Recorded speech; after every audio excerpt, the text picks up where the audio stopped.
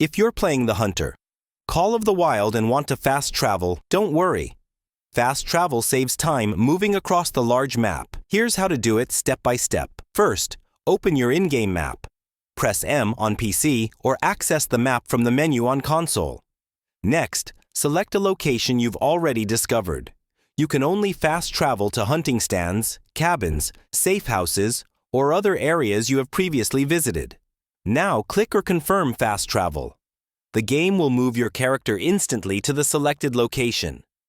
Time in the game will also advance automatically.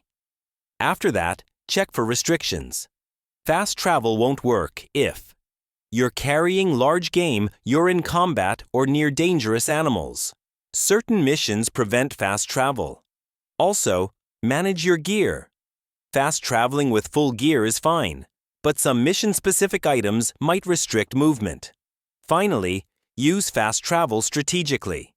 It's best for moving quickly between mission objectives, harvesting spots, or returning to lodges. Once done, you'll save time and reach locations quickly while playing the Hunter. Call of the Wild.